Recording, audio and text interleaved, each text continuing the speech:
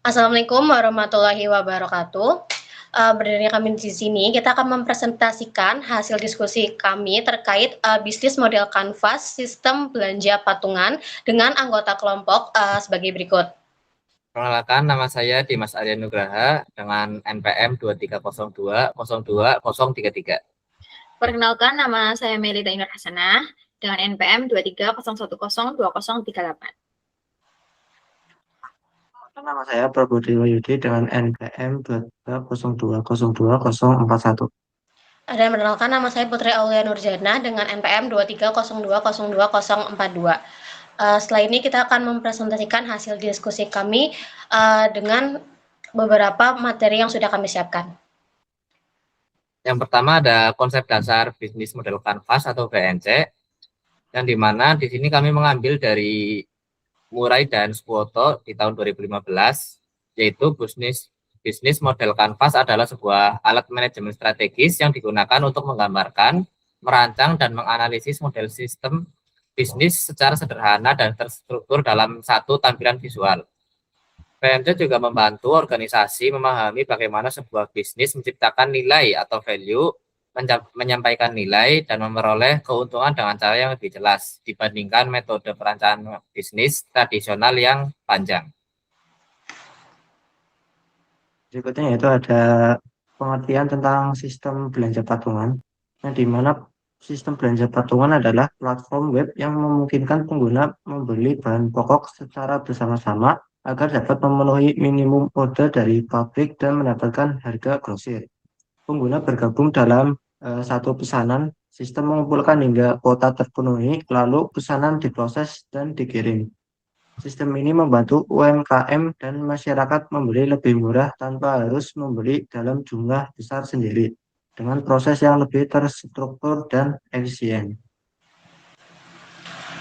Oke, untuk di BMC sendiri itu ada yang pertama yaitu adalah customer segment. Nah, customer segment itu siapa sih yang menjadi target utama pada sistem kita? Nah, terus di customer segment sendiri juga buat untuk menentukan kelompok pelanggan yang ingin dilayani, langkah pertama adalah membangun bisnis yang relevan. Yang pertama di sistem kami yang adalah pelaku UMKM seperti warung makan, toko kelontong, pedagang sembako. Lalu yang kedua ada usaha kecil yang rutin membeli bahan baku seperti catering, reseller, dan lain-lain. Lalu yang ketiga ada masyarakat umum yang ingin harga lebih murah. Selanjutnya di BMC ini juga ada yang namanya customer relationship. Nah, customer relationship ini tuh mencari bisnis, membangun dan menjaga hubungan dengan pelanggan, yaitu bisa berupa layanan pelanggan, komunikasi, dukungan, dan juga strategi untuk menjaga loyalitas dari pengguna. Di mana pelanggan ini memilih produk. Gimana sih pelanggan ini memilih produk kita? Yang pertama dengan notifikasi status pemesanan, yaitu notifikasi ini tuh secara real time. Terus kita juga didukung oleh customer support dan juga ada edukasi penggunaan dari platform ini sendiri. Selanjutnya yaitu ada channel, yang dimana channel ini adalah media atau cara yang digunakan untuk menjangkau pelanggan dan menyampaikan produk atau layanan, termasuk distribusi, promosi, dan komunikasi dengan pelanggan. Nah, untuk poin-poinnya yaitu ada 3 poin. Yang pertama itu ada website platform, yang kedua ada media sosial, dan yang ketiga ada promosi langsung ke UMKM-nya.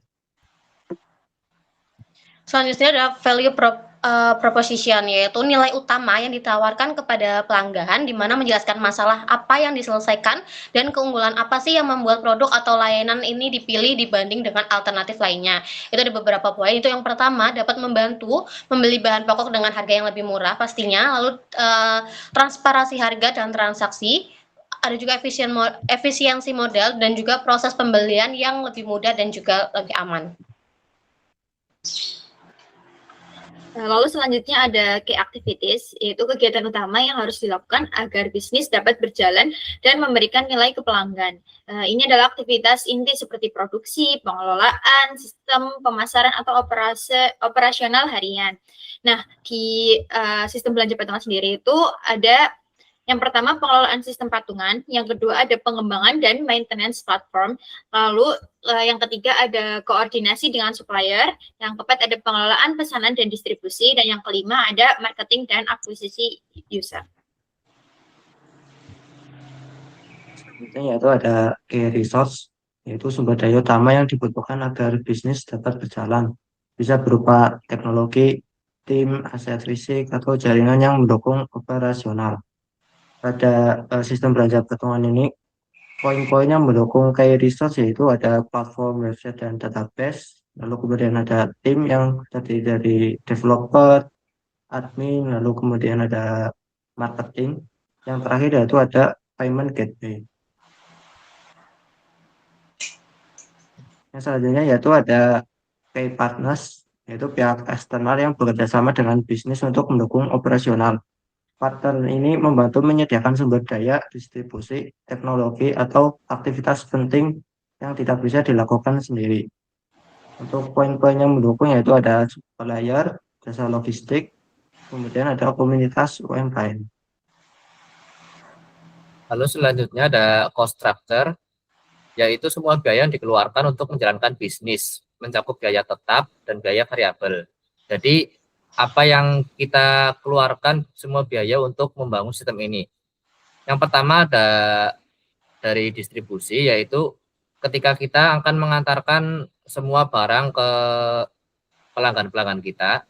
Lalu yang kedua ada dari sistem aplikasi untuk pengembangan website, biaya server, hosting, maupun tim operasional dan developer. Lalu yang terakhir ada tim itu untuk beberapa kayak admin dan juga customer support yang ada di dalam sistem tersebut. Selanjutnya yang terakhir adalah revenue stream, yaitu sumber pendapatan bisnis, menjelaskan bagaimana bisnis menghasilkan uang, misalnya dari penjualan produk, ya layanan, komisi atau langganan. Ini kebalikannya yang tadi, yaitu bagaimana kita mendapatkan uang dari sistem yang kita buat. Yang pertama itu dari iklan tentunya, misal ada supplier yang ingin mengiklankan produknya di sistem kita, lalu ada kerjasama ataupun mungkin dari komisi dari supplier, dan juga ada fee biaya dari setiap transaksi atau pembelian dari customer.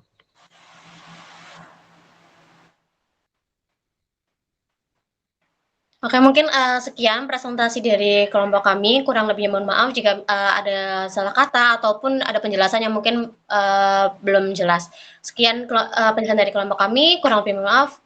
Saya tutup. Wassalamualaikum warahmatullahi wabarakatuh.